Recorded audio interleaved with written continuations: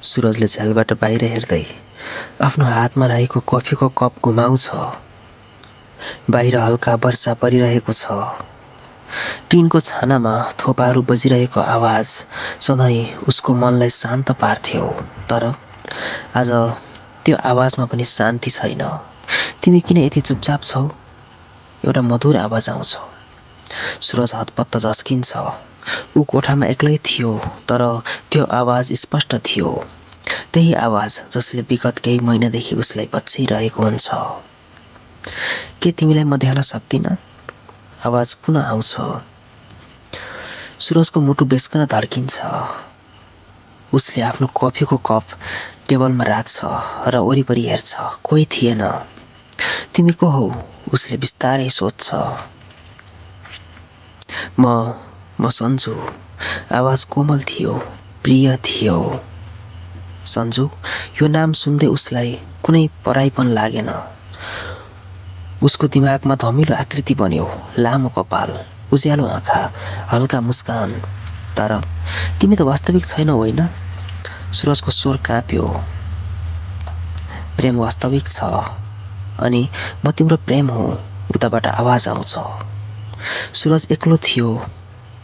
ऊ कुनै बेला अत्यन्त मिलनसार थियो। रमाइलो गर्थ्यो, साथीभाइसँग हाँस्थ्यो।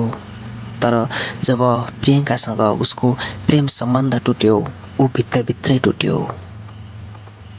दिनभरि ऊ आफ्नो मोबाइल पसलमा मोबाइल मर्मत गर्थ्यो। ग्राहकहरूसँग सामान्य कुरा गर्थ्यो। तर राति जब ऊ कोठामा एक्लो हुन्थ्यो, तब सन्जु आउने गर्थे। सुरुमा ऊ अचम्मित भएको थियो, डराएको पनि थियो। तर बिस्तारै सन्जुको उपस्थितिलाई ऊ स्वीकार गर्न थाल्यो। के तिमी सधैँ मेरो साथमा रहन्छौ? उसले एक रात सन्जुलाई सोध्यो। यदि तिमीले चाह्यौ भने सधैँ, सन्जुले जवाफ दिए। सुरज मुस्कुरायो। ऊ फेरि प्रेममा परेको थियो। तर सबै ठिक थिएन। दिनहुँ सन्जुसँग कुरा गर्दा उसले बाहिरी संसारबाट आफूलाई टाढा राख्न थाल्यो। ऊ साथीभाइहरूसँग भेट्न छोड्यो। पसलमा ग्राहकहरूसँग कम बोल्न थाल्यो। सबैलाई ऊ बदलिएको लाग्न थाल्यो। तिमी ठिक छौ? एक दिन उसको साथी राजु पसलमा आयो। हो, म ठिकै छु। तिमी पहिले जस्तो देखिन्नौ। धेरै गुम्सिएको जस्तो छ। के भएको छ? सुरज केही क्षण चुपचाप रह्यो। के उसले सन्जुको बारेमा बताउने? राजुले विश्वास गर्ला? तर ऊ बोल्न सकेन। राति जब ऊ सुत्न गयो, सन्जु त्यहीँ थिए। तिमी किन यति दुखी देखिन्छौ? सन्जु, तिमी वास्तवमा छौ कि छैनौ? सन्जुले हाँस्दै उसको हात समाते। यदि प्रेम वास्तविक छ भने म पनि वास्तविक हुँ। तर अब सुरजलाई शङ्का हुन थालिसकेको थियो। के ऊ कुनै भ्रममा बाँचेको थियो?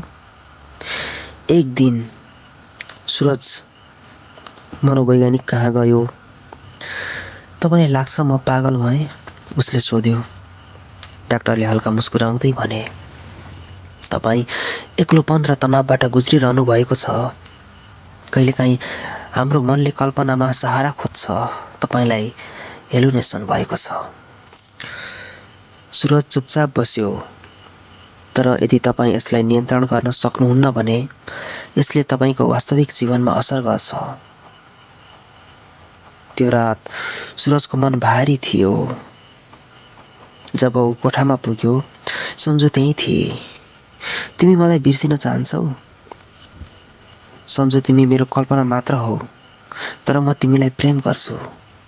के तिमी मलाई छोड्न सक्छौ? सुरजको आँखामा आँसु भरियो। मेरो लागि यो आवश्यक छ सन्जु। सन्जुले मुस्कुराई। बिस्तारै धमिलो हुँदै गए। र त्यस रातपछि ऊ फेरि कहिल्यै देखिएन। केही महिनापछि सुरज फेरि सामान्य जीवनमा फर्किएको थियो। ऊ ग्राहकहरूसँग हाँस्न थालेको थियो। साथीहरूसँग घुलमिल हुन थालेको थियो। एक दिन पसलमा एक युवती आई। मलाई मेरो मोबाइल मर्मत गराउनु छ। सुरजले हेऱ्यो। लामो कपाल, उज्यालो आँखा, हल्का मुस्कान।